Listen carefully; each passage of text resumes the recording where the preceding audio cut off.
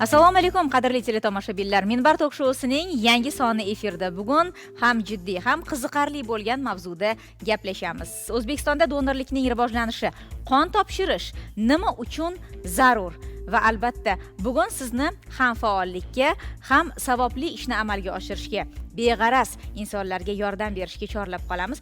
Balki tok shou davomida o'zimiz ham donor sifatida jamiyatda o'z o'rnimizga ega bo'larmiz. Shu maqsadda mana men ilk odimlarni boshlamoqchiman. Demak, o'ziga yarasha qonun qoidalari, tartiblari bor ekan donorlikni ham. Buni dastur davomida bilib olasiz. Ungacha qon topshiraman. Assalomu alaykum. Assalomu alaykum. Kayfiyatlaringiz yaxshimi? Rahmat. O'zingizga yaxshimi? Men yaxshiman. Donor bo'lmoqchiman. Donor bo'lmoqchi inson o'z xohishi bilan yaxshi kayfiyatda kelishi kerak. Xuddi menga o'xshab. Demak, hammasi joyida ekan. Vazirlarga bog'liq jihati ham bormi? Necha kilogrammdan ortiq bo'lish kerak inson? Vazni 50-55 kilogramdan oshgan, irqidan, millatidan qat'iy nazar donor bo'la olishadi. Ha, 18 yoshdan 60 yoshgacha bo'lgan qadrdonlarimizni 55 kilogramm vazndan oshiq bo'lgan barcha insonlarni mana shunday menga o'xshab qon topshirib ko'rishga chorlab qolardik. Gemoglobinni o'zi yetadimi? Gemoglobin hozircha bizga qon guruhi aniqlanadi, rezus omilisiz doktor ko'rigidan o'tiladi. Shifokor ko'rigidan o'tamiz. Ha. Biz bugun mana shu jihatlarni inobatga olgan holda o'zimni donorlikka taklif qilmoqchiman. Qani ko'ramiz, lekin men rosa qo'rqaman. Yo'q, qo'rqmayman. Eng nozik joyi bu, eng og'riqli joyi. Har doim menimcha erkaklar ham mana shu jihatdan qo'rqsalar kerak. Demak, hamma idishlar bir marotabalik. Bir marotabalik. Oldingizda ochiladi. Ay. Voy.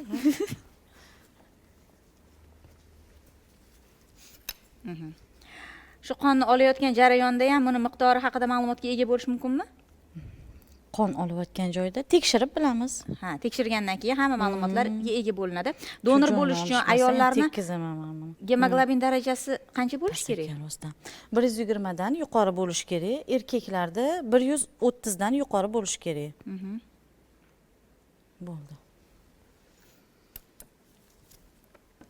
Ana endi dasturni olib borishni boshlaymiz. Qanchada chiqadi tahlillar? 5 minutda 5 daqiqada menga hozir javoblarni aytasiz.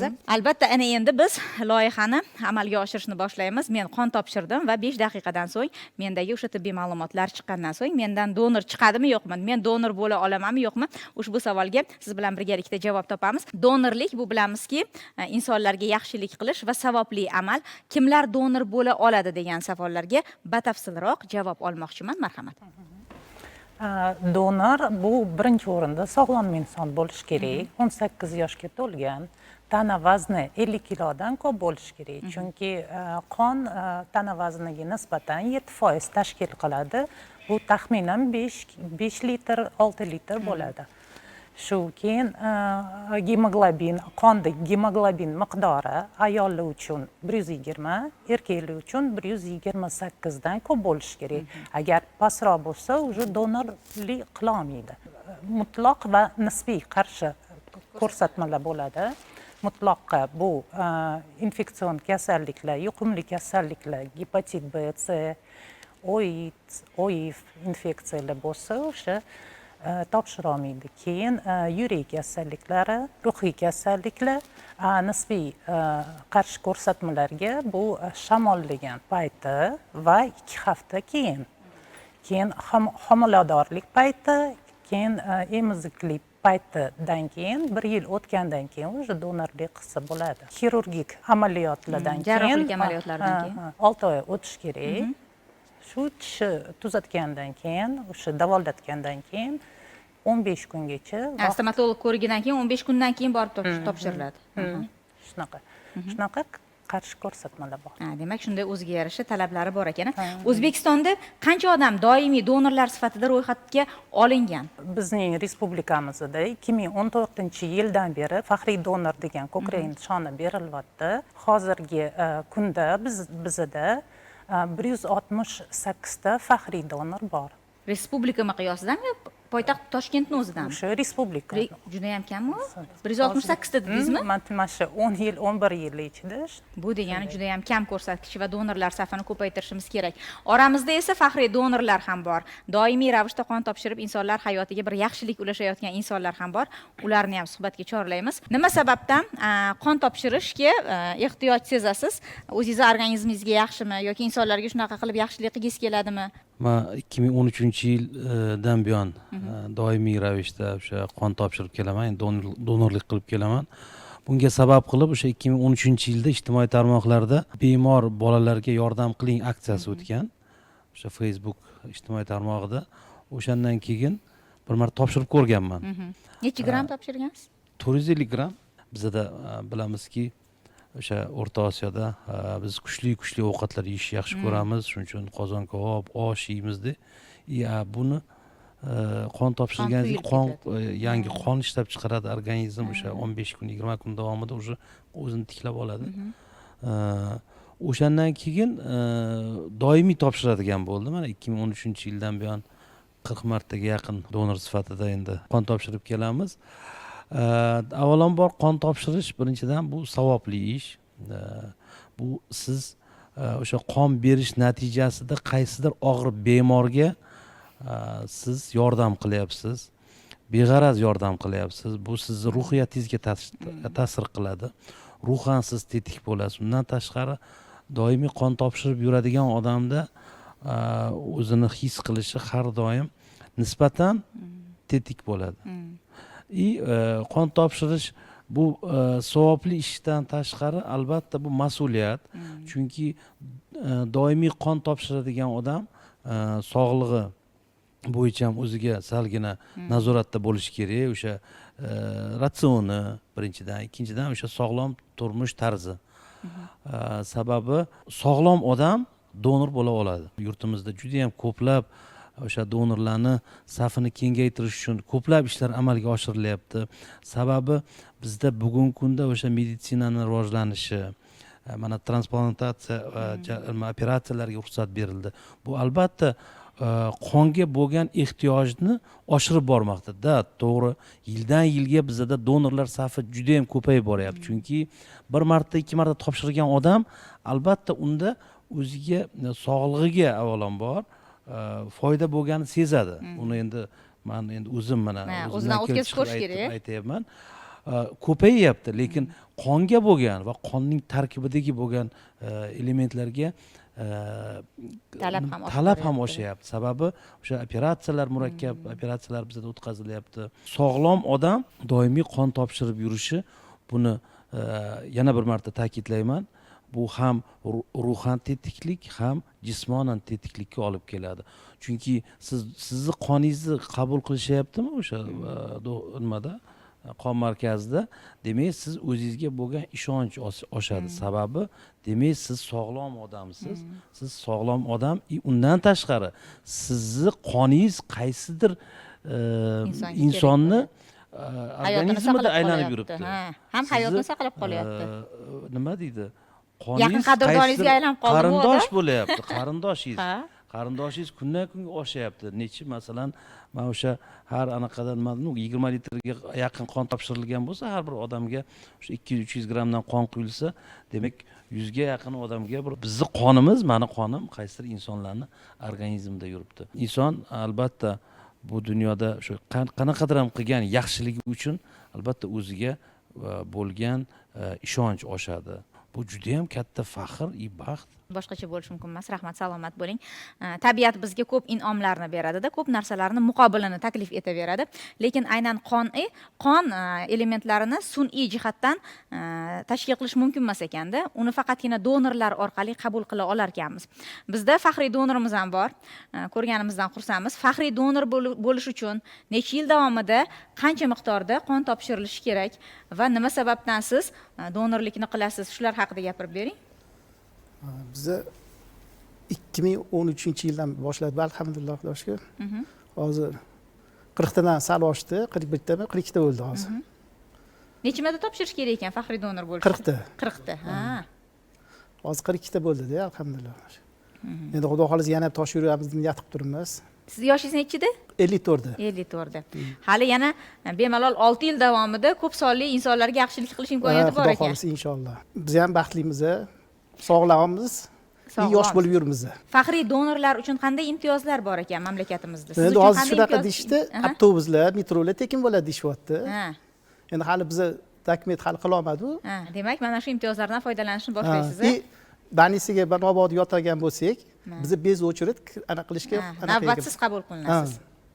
Ha, demak, sizga endi shifoxona kerak emas, chunki siz sog'lom odamsiz, donor bo'lganingizdan keyin. Shunchaki dam olish sihatgohlari. Sanatoriylik dam olishga bo'lsa, bez o'chirib biz kiramiz. Qarindoshlar ham ko'payib ketibdi unda. Alhamdulillah. Qarang, qarindoshlar ko'paygandan keyin ko'cha-kuyda shu odamda meni qonim oqayotgandir degan fikr paydo bo'ladi va odamlarga yomon gapirishga ham qo'rqib qolsangiz kerak, bu meni qarindoshim, shuni organizmda meni qonim oqayapti deb. Chiroyli gaplashmaymiz, birovning dilini ham ortishga harakat qilmaymiz. Sizga o'xshagan odamlar ko'payishini men istagan bo'lardim. Ana endi shu aksiyalar haqida gaplashamiz. 1-iyun Xalqaro bolalarni himoya qilish kuni doirasida ko'plab aksiyalar bemor bolalar uchun o'tkaziladi. Bu yilgi tadbirlar qanday o'tdi va aynan donorlar kunini ham nishonladik 14-iyun sanasida. Aksiyalar, o'tkazilgan tadbirlar, insonlarning munosabatlari haqida ham gaplashaylik. Har yili shu Adolat sotsial demokratik partiyasi Bor mehrim senga bolajon aksiyasini shu 1-iyun ga bag'ishlab o'tkazishardi. 23 ta vazirlikka xat chiqarib, hammani jalb qilishadi. Shu bir kunda kelmasin hammasi, agar imkon bo'lsa shuni sursak degan g'oya bergan edik har yili. Shuni aytardik. Bu yil shu amalga oshdi. 15 kun ichida shu Adolat partiyasi bilan birgalikda aksiya o'tkazdik. Bu aksiyani ham juda xohlovchi donorlar, shu aksiyada qatnashgan jamoalar, tashkilotlar juda ko'p bo'ldi.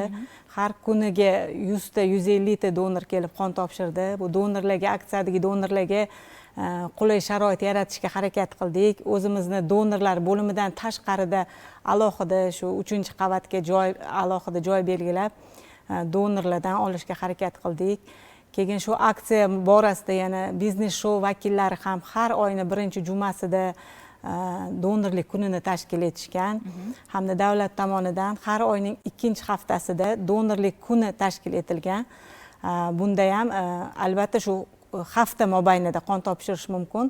Hozir yildan yilga bo'layotganlaridek donorlikka ham ancha yaxshi tushuncha bo'lib odamlarda donorlikka ham nisbatan odamlar tushunib ko'proq topshirishyapti. Donorlik madaniyati shakllanyapti. Asosan biz tashkilotlar bilan ishlaymiz. Mana tashkilotlardan ham ko'plari har xil tashkilotlar, kompaniyalar, keyin favqulodda vaziyatlar, harbiy qismlar hammasi masalan chiqib anaqa o'zligisi mana shu aksiyani anaqasida tashabbus bilan o'zimiz murojaat qilib oldin chiqsak, hozir mana shu aksiya paytida o'zligisi kompaniya har xil xususiy kompaniyalardan ham murojaatlar bo'lishyapti. Mana hali ham aksiya shukuhi davom etyapti. Hali ham borib joylarda o'sha mobil brigadamiz borib qonlarni olib kelmoqdamiz hozir. Biz bilamizki, qon bilan yuquvchi kasalliklar borda. Bular gepatit kasalliklari, OIF, AIDS kasalliklari va juda ham katta bo'lgan o'sha jamoa bilan ishlanganida u yerdagi hamma insonni ham sog'lom deya olmaymiz bir ovozdan. Demak, o'sha qon topshirgandan keyin bu tahlillar, AIDS, OIF kasalligiga bo'lgan tahlillar qancha vaqtda o'zini namoyon qiladi? Chunki biz sog'lom odam deb bilgan insonimizdan 450 gram qonini olsakda, u qon yaroqsiz holatda tashlab yuborilgandan ko'ra qanchadir vaqt ichida mana shu qon bilan yuquvchi kasalliklarga tashxis qo'yish imkoni bormi? Har bitta donor bo'lib qon topshirgan odamni albatta birinchi qon topshirishdan oldin gemoglobin qon gruppasi tekshiriladi, keyin qon topshirayotgan vaqtida albatta transmissiv kasalliklarga qon olinadi. Mana hozir juda ham rivojlanganning hisobiga hozir IXLAY, PCR metodlar bilan tekshirilyapti. Taxminan 2 kun davomida, chunki PCR da bari tekshirish kerak bo'ladi. 2 kun davomida hamma tahlillarning javobi chiqadi. Gepatit B, C, SPID, sifilis, bruselloz, jigar ko'rsatkichlari, gemoglobin, qon gruppa, mana shular hammasining javobi 2 kundan keyin chiqadi. Bir savol bermoqchiman. Hozir mana barmog'imdan qon topshirdim. Bu qon qanchada to'xtab qolishi kerak? 10 minut, 5-10 minut ichida to'xtashi kerak bo'ladi. 5 daqiqada. Agarda qon sizib turaversa nima bo'ladi? Menga hozir shifokorlardan tashxisi ham kerak bo'lyapti. Men shu joyda bitta narsa aytmoqchiman. Ustozimiz Habib Polatovich borlar, juda ham yaxshi bir misol keltirganlar. Masalan, qo'lingizni kesib olsangiz, qon o'shani to'xtatish uchun bitta sistema ishga tushadi. U ishga tushganda demak qoningiz quyilib ketadi, tromb hosil bo'lishi mumkin. Bu tromb hosil bo'lsa, shu jarayon davom etsa, bu shu mumkin bo'lmay qoladi. Demak qon tomirlarida qon o'tishi qiyinlashib qoladi. Buni to'xtatish uchun qon suyultiradigan sistema ishga tushadi. Qarang. U qon suyultiradigan sistema ishga tushgandan keyin bu anaqa jarayon, masalan, tishingizdan ham har xil joydan qon ketib qolishi mumkin. Uni to'xtatish uchun yana boshqa sistema ishga tushadi. Organizm aqllimi? Xullas, inson shunaqa murakkab yaratilganki, u qonni o'zi shu hamma jarayonni o'zi bajarib turadi. Har bitta insonga berilgan shu mukammal organizmda biz o'sha yaxshilarga yaxshilik qilishda davom etishimiz kerak bo'ladi. Yana donorlarga yuzlanaman. Siz bilan suhbatlashmoqchimiz. Hozir ko'ryapman, donorlarning ichida eng yosh ekansiz. Sizga kim ibrat bo'lgan? Kim olib borgan yoki o'zingizdan tashabbus chiqqanmi? 2011-yil regbi sport turi bilan shug'ullanardim. O'sha 2011-yilda bizaga kelib, bitta yosh qizga, qizaloqqa qon kerak deb so'rashni, qon kerak deyishgan. Keyin men borib topshirib berganman va shu bilan muntazam ravishda har 2 oyda qon topshirishni boshlaganman. Mana hozirgi kunda 51 marta topshirdim. O'tgan yili faxriy donor ko'krak nishonini oldim. Eng ko'p marta siz topshirgan ekansiz. 51 marta topshirishda davom etamiz. Juda ham sog'liqqa foyda va eng asosiysi juda ham yaxshi savobli amallardan biri. Bugungi kunda ko'pchilik yurtdoshlarimizni qiynayotgan yurak-qon tomir kasalliklari, qon bosimi kasalligida ham shu qon quyilish ehtimoli ortib boryapti-da. Bevosita o'sha zuluk qo'ydirish muolajalariga boryapmiz. Yana hijomaga borib, o'zlarini salomatliklarini tiklab, shu qonlarni yangilash imkoniyatiga ega bo'layaptilar-da. Qaysi biri qulayroq? Donorlik qilgan yaxshimikin yoki mana shu maxsus muolajalardan foydalanganmikin? Zuluk qo'yilgandan keyin o'sha zuluk tishlagan joy bir oygacha ham joyi nima qilib turadi, bildirib chandiq bo'ladi, keyin o'ziga yarasha 3-4 kun qon oqib turadi. Qon topshirdingiz, 450 gram veningizdan oldi, plaster qilib qo'yadi, shu bilan ketdingiz. Hamma narsa esdan chiqadi, kiyimga, tegi boshqa qilmaydi. O'sha hijoma, o'sha aytgan zuluk qo'yish muolajalari albatta foydali, lekin siz u qoningiz prosta chiqarib tashlanyapti. Bu yerda siz ham sog'lig'ingiz uchun qon topshiryapsiz, ham qaysidir bemorga sizni qoningiz, o'sha sizda ortiqcha bo'lgan qon kimgadir ham foyda keltiryapti. O'sha kimgadir yetishmovchilik bor joyda to'ldiryapti. Bu albatta o'sha men o'ylaymanki, eng foydalisi o'sha donorlik qilish. Bizda bugungi kunda donorlikka juda ham ehtiyoj katta. Qonga bo'lgan, uning elementlariga bo'lgan talab kundan kunga kuchayyapti. Demak, biz har zamonda 3 oyda bir marta qon berib tursak, bu o'zimiz sog'lig'imiz uchun foyda. Shuning uchun o'sha savob ishda o'sha gipertoniya bo'lmaydi. Qon bosimi kasalligi bo'lmaydi avvalambor. Dori ichmaydi. Apteka cho'ntagiga foyda. Qarang, ham qon berib kimgadir yaxshilik qilib, ham organizmdagi faoliyatni yaxshilash imkoni. Va bemalol salomatligi haqida ma'lumotlarni bepul tarzda olish imkoni ham bor ekanda yurtdoshlarimizda. Qayerga murojaat qilishlari kerak? Qanday murojaat qilishlari kerak? Menimcha ma'lumotlarni berishimiz shart. Agar donor bo'lishmoqchi bo'lsa, tashkilotlar bo'lsa, yakka tartibda murojaat qilsa-chi? Yakka tartibda murojaat qilsa ham call centerlarimiz bor. Internet tarmoqlarida qonber.uz saytimiz bor. O'sha yoqqa kirsa hamma ma'lumotlar bor. Qaysi tumanda qanaqa qon olish markazlari borligi, qon olish shu hammasi yozib qo'yilgan. O'zligisiga yaqin bo'lgan joyga borib, bemalol qon topshirishligi mumkin. Demak, hududlarda ham bor bu narsa. Hududlarda ham bor. Qon topshirishga kelayotgan donorlar albatta yonlarida pasportlari bo'lishi kerak. Shamollamagan bo'lishlari kerak, o'zlarini sog'lom his qilayotgan bo'lishlari kerak.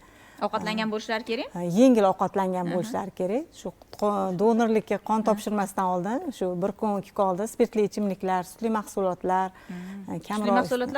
kamroq iste'mol qilsa, shu analiz javoblari ham yaxshi chiqadi.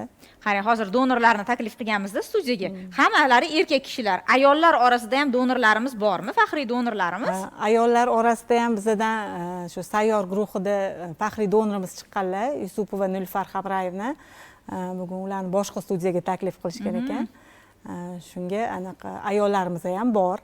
Balki ikkita bo'larmiz. Qarang, familiyam meni ham Yusupova deb qachon javobi chiqadi tahlillar? Chiqdimi? hozir surishtirib ko'ramiz. Qon guruhingiz Aha. ikkinchi qon guruhi chiqdi. Gemoglobin miqdoringiz ozgincha pastroq ekan, 108. Donor bo'la olmaysiz. Voy. O'zingiz aytganingizdek. Hozircha. Hozircha. Nimalarga ahamiyat berishim kerak? Qonni ko'paytirish uchun, 120 ga yetkazish uchun 12 ta oshirsak bo'lar ekan, qarang. Gemoglobin miqdorini ko'paytirishda qora yog'siz mol go'shtidan iste'mol qilsa bo'ladi. Oqsilga boy mahsulotlar, dukkakli mahsulotlardan iste'mol qilsangiz, gemoglobin miqdoringiz oshadi. Tabiiy mahsulotlarni o'zi yetadimi yoki dorivor preparatlarga murojaat qilish kerakmikan? Sizni gemoglobiningiz juda ham past emas. Tabiiy mahsulotlar bilan ko'tarsangiz bo'ladi. Anemiyaga kirmaydi? Yengil anemiya turiga kiradi. Ha, ana, qarang. Inson o'zi haqidagi hamma ma'lumotlarni qabul qilish qiziqarli, ayniqsa salomatligimiz haqida. Men donor bo'la olmas ekanman, lekin donorlik qilish ilinjida bo'lgan yurtdoshlarimizga qaysidir ma'noda yaqinlashishga, yordam berishga, mana shu ko'rsatuv orqali bilimlarini boyitishga harakat qilamiz va eng asosiysi 12 tagina ko'rsatkichimiz bor ekan. Bugundan boshlab sifatli taomlanamiz va albatta yana qanchadan keyin qon topshirsam bo'ladi? Bir oydan keyin. Bir oydan keyin bo'ladi. Aha. Har aytganlaridek go'sht, til, jigar, grechka, fasol, mana shu narsalarni ko'proq iste'mol qilish kerak-da. Ha, rahmat. Ana endi yana bevosita savolga qaytamiz. Bugungi kunda donorlik haqida bilimga ega bo'lgan, donorlar bilan suhbatlashgan odamlar juda ham ko'p-u, lekin donor bo'layotganlar o'sha raqamlarda statistikadan ko'rinib turibdi, juda ham kam. Bunga sabab nima? Mani fikrimcha, bunga hali tibbiy madaniyat unchalik rivojlanmagan. Keyin reklamalar deymizmi, mana o'sha yaxshi rivojlanmagan. Bu to'g'risida targ'ibot juda ham kam. Mana faxriy donorlarimiz bor ekan. Ijtimoiy tarmoqlar orqali o'zingiz ham tavsiyalar berib borasizmi? Chunki bugungi kunda o'sha telekanallar orqali, radio kanallar orqali targ'ibotdan ko'ra ijtimoiy tarmoqlar orqali qisqa o'sha ma'lumotlar, ayniqsa donorlar tomonidan, sportchilar tomonidan taqdim etilsa, Alisher aka, menimcha yaxshi bo'ladi. Qo'shimcha qilib aytadigan bo'lsak, shu 13-14 yildan beri hamkasblarim orasida, qarindoshlarim orasida hozirgi kungacha 9 kishini donor bo'lishiga Turtki bo'la sababchi bo'lib qoldik. Qoyili. Mana hozirgi kunda o'sha Respublika qon markaziga har 2 oyda men bilan birga borib, birgalikda qon topshirib kelishadi.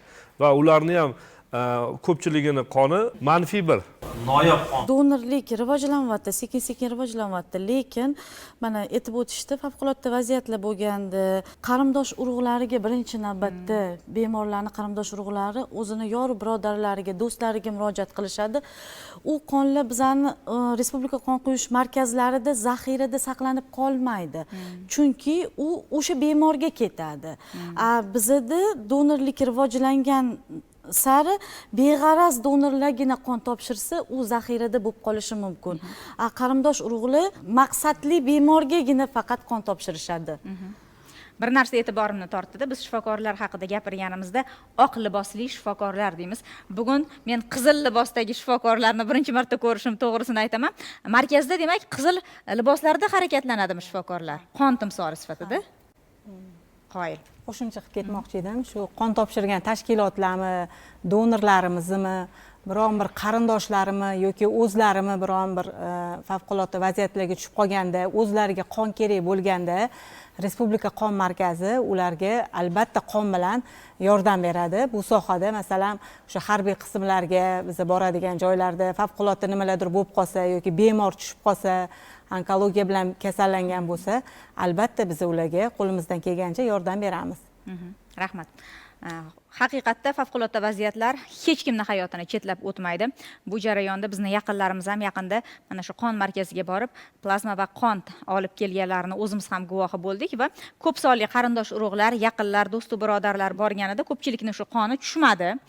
Ko'pchilik sog'lomlik ko'rsatkichiga ega emas ekan va borildi, qon topshirildi va juda ham yomon holatda qaytildi. Birinchidan inson o'zi haqidagi shu nosog'lomlik tashxisini olganda insonning kayfiyati birdan keskin tushib ketar ekanda.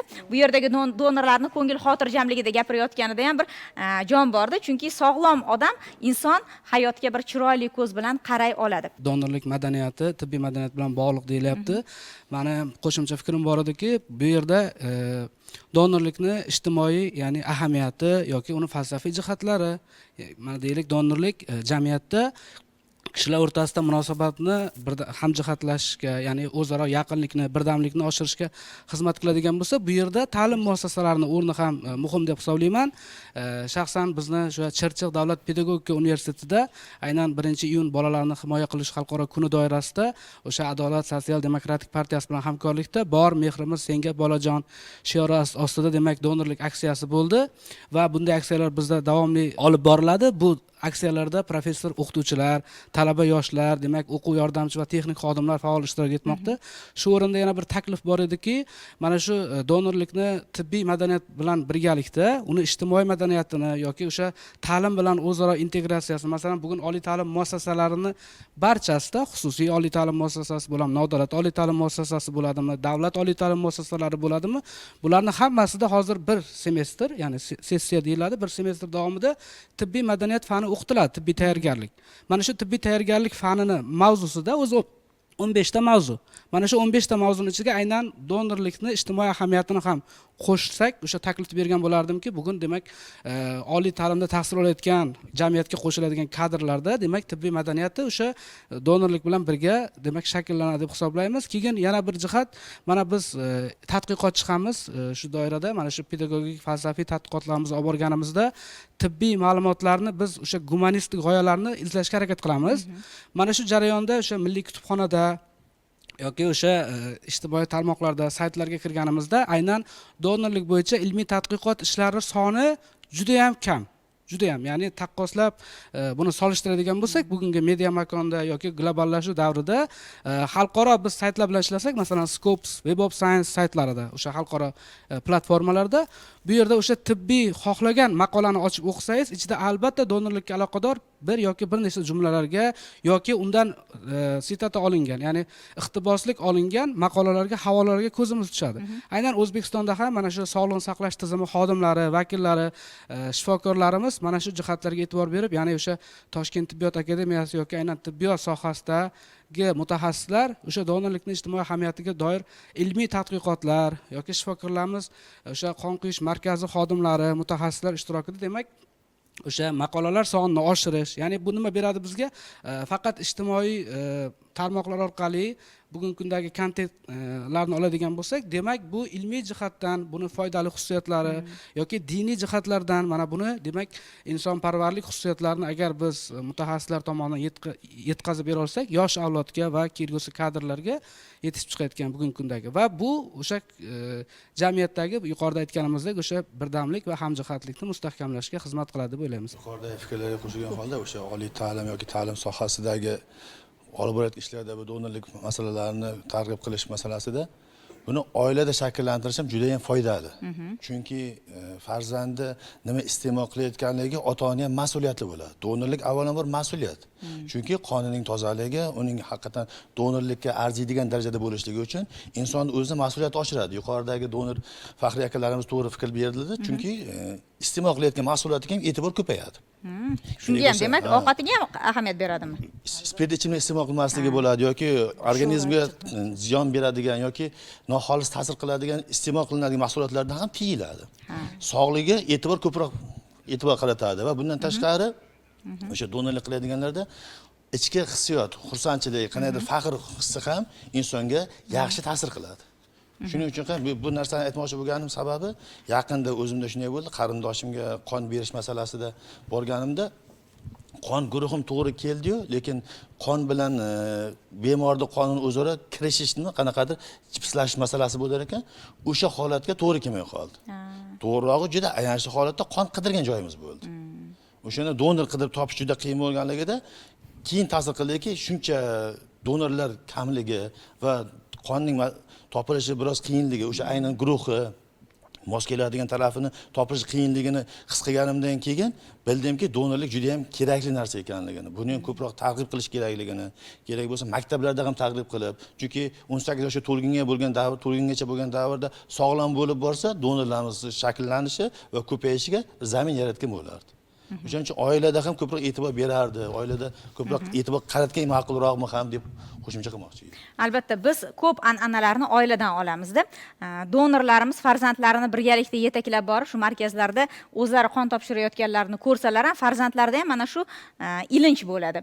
Biz bugun Minbar tok-shousida qadrli yurtdoshlarimiz O'zbekistonda donorlikni rivojlanishi va qon topshirish nima uchun muhim ekanligi haqida gaplashyapmiz. Balki siz ertadan boshlab faxriy donorlar safini kengayishiga o'z hissangizni qo'sharsiz. Ham savobli, ham o'zingizni salomatligingiz uchun muhim bo'lgan jarayonni o'tkazib yubormaysiz degan umiddamiz va bu narsalar ham tibbiyot xodimlari ham donorlar tomonidan ta'kidlanayapti. Biz donorlar haqida yana gaplashadigan bo'lsak, haqiqatda sizni o'zingizni faoliyatingizda ham bo'lganmi? Farzandlar, oiladagilar bilan birgalikda. Mana Alisher aka qarindoshlarni ko'paytiribdilar. Demak, 9 ta donor bugungi kunda ko'payibdi. Sizda qanday bo'lgan bu jarayon? Menga ham shunaqa boshimda o'tganda oilaviy aynan opamni, o'zimni opamni shu holatda qon kerak bo'ldi va o'zim o'sha vaqtida birinchi marta topshirgandik. To'g'risi boya aytgandek, boshqa chekka hududlarda aynan donorlik haqida ma'lumot yo'q ekanligi. Aynan o'sha vaqtida donorlikka shu narsani tushunib yetdikki, haqiqatdan ham insonga qanchalik qonni ahamiyatli ekanligi va o'sha vaqtidagi insonni hayotida qanchalik muhim o'rin ekanligini ko'rishimiz mumkin. Men shunda bir ijtimoiy tarmoqda o'sha bir ma'lumot ko'zim tushdi. Dunyo bo'yicha aynan eng rekordchi James Harrison degan shaxs bor ekan, avstraliyalik. O'sha bugungi kungacha umrining oxirigacha deyiladi 1073 marta qon topshirgan ekan. Bu zo'r va eng insonni hayajonlantiradigan va insonga juda ham kuchli ta'sir qiladigan tomoni u yerdagi berilgan ma'lumot 2 millionta chaqaloqning umrini saqlab qolganligida.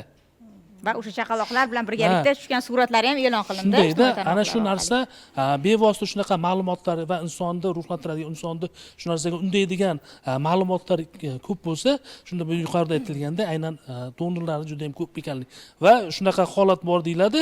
Umuman o'sha har bitta davlat yoki hududda aholiga nisbatan 1000 taga 1% to'g'ri kelish kerak deyiladi. Mana hozir masalan bizda shu narsa sekin-sekinlik bilan yildan-yilga ko'payayotganligini biz kuzatishimiz mumkin. Va bu ijobiy sifatda baholanadi. Rahmat, marhamat. Fikrlar davom eting.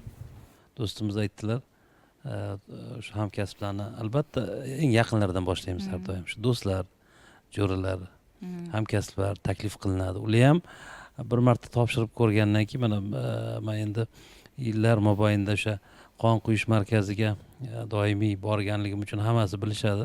Ko'plab mana hamma hamkasblar, do'stlarga undan tashqari mana ijtimoiy tarmoqlarda ham albatta o'sha qon topshirish bu foydaliligi to'g'risida doimiy men o'zim ham yoritib boraman.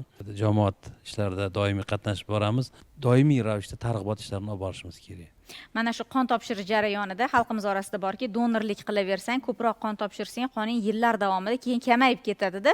O'zing shu temir tanqisligi, kamqonligiga olib keladi bu. Anemiya bo'lasan, turli qon bilan bog'liq kasalliklar seni bezovta qila boshlaydi degan fikrlar ham borda. Miflar, afsonalar, turli fikrlar yuradi. Bu qanchalik to'g'ri? Bu albatta noto'g'ri fikr. Boya ham savol berdingiz, masalan, ko'p marta qon topshirganda hushdan ketdingizmi deb. Bizda mana filmlar bor, kinofilmlardan ko'rib qon oladi, o'zini tashlab yuboradi hamshiralar deb ko'plarni fikri shunaqa bo'lib qolgan. Albatta qon topshirishdan oldin gemoglobin miqdorini tekshirilgandan keyin gemoglobin miqdori o'sha ayollarda 120, erkaklarda 128 dan yuqori bo'lsa, keyin oraliq ham juda ahamiyatga ega. Ayollarda 90 kun, erkaklarda 60 kun bo'lsa, hamda yilda bir marta, masalan, bir yilda 4 marta topshirgandan keyin donor bir oyda yana bir oy qo'shib beriladi, dam oladi-da. Agar shu oraliqlarga rioya qilib yursa, albatta unda hech qanday muammo bo'lmaydi.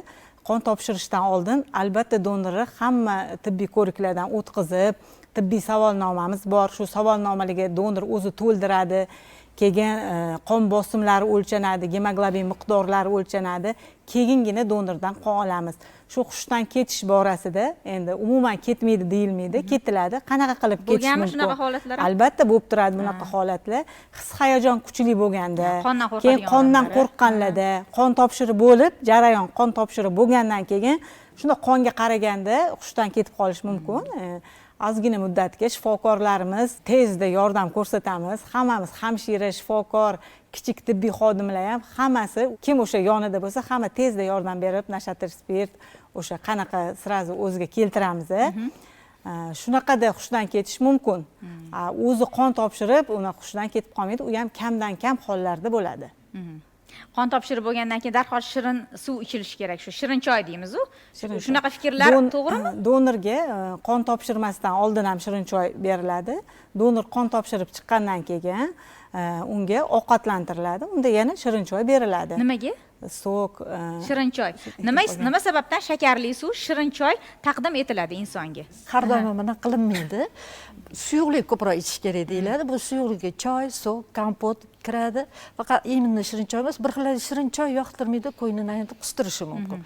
O'shaning uchun qornini to'qlab, qon topshirgandan keyin qon aylanishi yaxshilanadi, unda unaqa ochlik hissi bo'ladi. O'shaning uchun ham mana masalan bizning qon markazimizda, shahar qon quyish markazida birinchi choy ichgandan keyin agar qorni och bo'lsa, shunaqa holatlar ham bo'ladi. Ishdan kelib qornim och deydi. Srazu ovqatlanib keyin kirgiziladi. Unda yengil ovqatlar beriladi. Endi kotlet, dietический qaynatilgan tuxumni iste'mol qilgandan keyin qon topshirishga kiradi. Donorlikni ham turlari ko'pda. Biz bugun faqat o'sha qon bilan bog'liq jarayon haqida gaplashyapmiz, chunki ko'pchilik insonlarda mana shu jihatga ehtiyoj ko'p, talab ko'p qonga. Bugungi kunda zaxiramizdagi o'sha qonlar yetarlimi? Zaxirada qonlar yetarli deb o'ylamayman. Sabab mana bular aytib o'tdilar. Chunki murakkab operatsiyalar juda ham ko'p bo'lyapti. Bitta yurak sohasida emas, anaqa travmatologiyada, onkologiyada, gematologiyada juda ham ko'p sohada bu murakkab operatsiyalar bo'lyapti. O'shaning hisobiga yetarli darajada baza yo'q. Zapas yo'q. Tug'ruq majmualarida shunday holat insonning kayfiyatiga yomon ta'sir qiladi. Ya'ni o'sha chaqaloqlar tug'ilganidan keyin otalarga shu donorlikni tavsiya qilinadi-da. Siz qon topshirib keling, donorlik amaliyotini taqdim eting. Meni farzandim sog'lom tug'ilgan-ku. Meni farzandimda qonga ehtiyoji yo'q degan fikrlar va otalarni o'zlariga xos o'sha keskin javoblari insonni qaysidir ma'noda o'yga toldiradi-da. Ular qon topshirishlari kerakmi? Ularni fikrlari, o'sha chaqaloqlar sog'lom tug'ilgan-ku. Ko'pchilik bizdan ham so'rashadi, bu qonuniymi deb. Qonuniy emas, lekin bu donorlik madaniyatini rivojlantirish davomimizda qonga ehtiyojimiz bor, ehtiyojimiz oshyapti va zaxiramizda qon yo'qligi uchun shu madaniyatni rivojlantirganmiz. Masalan, u homilador ayol ham sog'lom, chaqaloq ham sog'lom, lekin boshqa homilador ayolga bitta turmush o'rtog'i topshirgan qon yetarli bo'lmasligi mumkin. Unga bitta emas, ikkita, uchta qon quyiladigan bo'lib qolishi mumkin. Tug'ruq jarayonida qon ketish oqibatlari bo'lishi mumkin. O'shaning uchun shunaqa deyishadi. Favqulodda vaziyatlarni oldini olgan holatda uchun ham zaxirani ozgincha to'ldirish uchun ham. Lekin baba statistikani olib qaraganda, chet elda 1000 ta odamga 50 ta, 40 ta odam to'g'ri kelar ekan beg'araz donorlikda. O'zimizda O'zbekistonda 1000 ta odamga 7 ta, 8 ta. Bu juda ham kam bo'ladi. Qon preparatini dori-darmon bilan solishtirib bo'lmaydigan ne'mat sifatida qaraladi-da. Bu fikrga munosabatingiz qanday? Ularning fikriga qo'shilaman. Ya'ni qonlar yetishmayapti deyapmizda. Opamiz aytdi, reklama qilish kerak dedi. To'g'ri, reklama kamda biz, ya'ni biz maktabimizda bir ustozimiz aytgan, biznesda eng asosiy narsa reklama deganda. Chunki men 6 yildan beri Chirchiq davlat pedagogik universitetida ishlayotgan bo'lsam, har yili qon topshirish aksiyasi o'tkaziladi. Ya'ni rahbariyatdan tortib o'qituvchi, texnik xodim, talabalar o'rtasida ham. Unda majburiy emas, ko'ngilli kelib qon topshiradi. Va shu o'rinda bu akalarimizga, ya'ni donorlik ko'krak nishoni deyapmiz-ku, faxriylarimizga qarab faxrlanib ketyapman-da. Nimaga? Bu insonlar o'sha kasallarning najotkor farishtasi, qahramonlarda. Va bugundan boshlab shu narsani o'zimga amal qildim. Shu oydan boshlab men ham shuning uchun harakat qilaman. Qon topshirib, har 2 oyda shu narsani amalga oshiraman. Chunki buyuk tib qonlar asoschisi Ibn Sino asarlarida shunaqa bor, qon almashinuv inson salomatligi uchun juda katta foydasi bor. Ya'ni donorlik qon topshirish paytida 13 turdan ortiq kasallik aniqlasa bo'lar ekan. Rahmat. Gematologiya va qon quyish ilmiy amaliy tibbiyot markaziga juda ham ko'p bora murojaat qilaman. O'zimning shaxsiy muammolarim va o'sha qon bilan bog'liq xastaligim bor va u yerga borganimda bir kuni o'sha shifokorning xonasiga kirganimda qon tahlillarini olish uchun stollarida o'sha yong'oq va magizlar turganligiga guvoh bo'ldimda. Nima sababdan bunday desam, bugungi kunda biz o'sha bemorlarga yordam berish uchun shifokorlarni o'zimiz qon topshirdik. Va mana shunday har bittamizni stolimizga qo'yildi. O'zimizni qaysidir ma'noda salomatligimizni tiklash va kayfiyatimizni ko'tarish uchun degan fikrlarni aytganlarida to'g'risi hayron qolganman. Ham insonlarga yordam berib, o'sha qon olish jarayonidan tashqari o'zingiz ham qon topshirib turar ekansiz-da? O'zimizda ham aksiyalar bo'lib turadi. O'zimiz ham shaxsan men qon guruhim 4-chi guruhda qon guruhiman. Juda kam bo'lganligi uchun 4-chi guruhda qon topshirib turaman. Muntazam ravishda topshirib kelganman. Mana bir 23 martami qon topshirganman. Bizning hamma xodimlar donor bo'lib qolibsiz? Bizning hamma xodimlarimiz ham shu to'g'ri kelganda shu iltimoslar bo'ladi. Mana shu qon yo'qligidan topshirganmiz. Hammamiz menimcha hamma xodimlarimiz topshirib ko'rgan qon. Donorlar kuni bir yilda bir marta o'tkaziladi, lekin qon har kuni kerak-da. Har kuni kerak. Qon quyish markazi bor o'sha bizada o'sha Yujniy vokzal deymiz, Usmon Nosir ko'chasida. O'sha yoqqa kirsangiz, shu kirguningizcha bir 5-6 ta odam to'xtaydi-da, qon topshirish kelyapsizmi? Iltimos, menga topshirib bering yoki palonchivga topshirib bering deb rosa iltimos qilishadi-da. Kimdir ham deydik больницада yotibdi, masalan bolasi yoki kimdir qarindoshi, menga topshirib bering, rosa iltimoslar bo'ladi. Ularni ko'rib ko'nglingiz bo'shashib ketadi. Endi biz boyagi beg'araz topshiruvchi bo'lganligimiz uchun kimgadir topshirmaymiz, o'sha lekin ayrim paytlar bo'ladiki, boyagi haqiqatan muhtojlikdan o'sha sizdan o'shani kasali uchun yoki bir qarindosh yoki bir farzandi uchun so'rayotganini bilib, mayli topshirib beramiz deb nima qilasizda. Shuning uchun yana bir marta aytamizki, mana o'sha hozir aytdikki, nima yetishmayapti, reklama boshqa yo'q. Hamma narsa mana bugungi kundagi o'sha qon markazida yaratilgan sharoitlar, mana masalan men o'sha 2013-yildan buyon qilsam, 2013-yildagi sharoitlar bilan hozirgi sharoitlar osmon bilan yercha farqi bor. Mana donorlarimiz ham biladi, u yerdagi o'sha oddiy kushetkasidan tortib personalni muomalasi-yu personalni o'sha tibbiyot anjomlari bilan ta'minlanganlik darajasi juda ham o'zgargan. Donorlarni qanday huquqlari bor?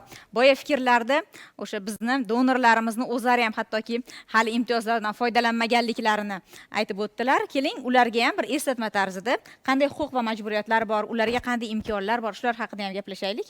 Donorlar ixtiyoriy ravishda o'zlarining ixtiyorlari bilan qon topshiradilar. Keyin qon topshirib chiqqandan keyin donori shu ovqatlantiriladi. Keyin topshirgan kuni, tibbiy ko'rikka kelgan kuni hamda qon topshirgan kundan yana bir kun qo'shimcha ishdan ozod qilinadi. Ish haqi saqlangan holda. Agar o'sha ertasi kuni dam olishni xohlamasa, ta'tiliga qo'shib beriladi. Keyin hozir mana bu yildan kuchga kirdi. 40 marta topshirgan faxriy donorlarga faxriy donor ko'krak nishoni berilmoqda hamda bazaviy hisoblash miqdorini 15 barobar bir marotaba pul miqdori beriladi. Hamda ularga transportlarda bepul yurish huquqi bor. Faqatgina donorlar o'zini shu ko'krak nishonlari bilan yagona darchaga borib murojaat qiladilar. Yagona darchadan ularga karta beriladi. Shu karta bilan transportlarda bepul foydalanishlari mumkin. Hamda sanatoriy kurortlarga navbatsiz yo'llanmalar olishlari mumkin. Faxriy donorlarimiz mehnat ta'tilini o'zlari istalgan oyda olishlari mumkin. Rahmat. Mana donorlik deganda biz o'zi xalqimiz, umuman yoshlar, jamoatchilik shu narsani tushunadi. Asosan biz qon topshirishni nazarda tutamiz donorlik deganda. Lekin mana mutaxassislarimiz o'tiribdi studiyamizda, ya'ni donorlikni birlamchisi endi eng ko'p ehtiyoj bo'lganligi uchun o'sha qon donorligi bo'lsa, undan keyin organ ya'ni tana donorligi yoki to'qima donorligi masalan yoki o'sha hujayra donorligi va bugungi kunda embrion donorligi ham demak o'sha zamonaviy tibbiyotda qo'llanilyapti. Demak, mana buni mana shu donorlikni turlarini demak o'sha profilaktika shifokorlari deylik, buni demak tibbiy jihatlaridan shu tushunchani o'zini ham yetkazib olsak, oldin o'zi bu nima? Tana donorligi qanaqa donorlik bu? Organ donorligi yoki hujayra donorligi mana shu hozirgi kunda eng ko'p o'sha koronavirus pandemiyasidan keyin ko'p uchrayotgan holat, ya'ni suyak yemirilishiga doir o'sha xastaliklar, masalan, gematologik kasalliklar. Bularni demak hozirgi kunda mamlakatimizda mana siyosiy jihatdan donorlik qo'llab-quvvatlanmoqda. Bu qanday shaklda desak, mana ularga demak o'sha sog'liqni saqlash tizimi doirasida faxriy donor demak ko'krak nishoni joriy etilgan bo'lsa, endi buni huquqiy jihatlari qanaqa bo'ladi? Masalan, tana donorligida faqat qarindoshlar o'rtasidami yoki umuman begona shaxslarga mana shunaqa demak imkoniyatni qo'llash huquqi ularni qay darajada? Ham siyosiy, ham demak buni huquqiy va diniy jihatlarni bir-biriga integrallashtirsak, demak maqsadimizga yetishgan deb hisoblaymiz. Rahmat. Bizda studiyamizda mana asosan operatorlarimiz bor, jamoamiz a'zolari asosan erkak kishilar va sog'lom insonlar. Bulardan da qon olishingizni iltimos qilamiz va mana domlalarni ham, sizni ham boshlab berasizmi? Marhamat, taklif qilamiz. Shu borada qo'shimcha fikr berib o'tsa, mana bular pandemiya davrini eslab o'tdilar. Pandemiyada qonni quyuqlashtirib xavf soldi shu pandemiya. Erkaklarda shu 45-50 yoshdan oshgandan keyin muntazam qon topshirib yursa, infarkt, insultlarni ham oldini oladi. Quyuq qon ketib, 36 soatda yangi qon ishlab chiqariladi. Organizm yosharadi. Foyda tomonlarida organizmga erkaklarga ko'proq foyda beradi. Shu kasalliklarni oldini oladi. Keyin qon bosimi yuqorilarga ham yordam beradi qon topshirib yursa. Qon o'zi nima funksiya bajaradi? To'qimalarning oziqlanishi, kislorod bilan ta'minlanishi, undan tashqari himoya vositasi bor-da. Agar quyuq qon bo'lsa, mayda qon tomirlarida o'tish qiyin bo'lgandan keyin to'qimalarning oziqlanishi, kislorod bilan ta'minlanishi yaxshi bo'lmagandan keyin modda almashuvi buziladi. Modda almashuvi buzilgandan keyin o'z-o'zida bir nechta kasalliklar kelib chiqadi. Bu nima? Saharli diabet, allergiya, tosh kasalligi, bo'g'in kasalligi, hokazo kasalliklar kelib chiqadi. O'shaning uchun men tavsiya beraman, erkaklarga qon topshirib turgani yaxshi. Qon topshirganda yangi qon elementlari ajralib chiqadi, uning ish faoliyati o'zi yaxshi bo'ladi. Demak, yangi qon elementlari ajralib chiqqandan keyin to'qimalar oziqlanishi, kislorod bilan ta'minlanishi, immuniteti yaxshi bo'ladi. Donor bo'lmoqchi bo'lgan yurtdoshlarimizga o'zingizni tajribangizdan kelib chiqqan holda life hacklarni taqdim etsangiz, tavsiyalarni, marhamat.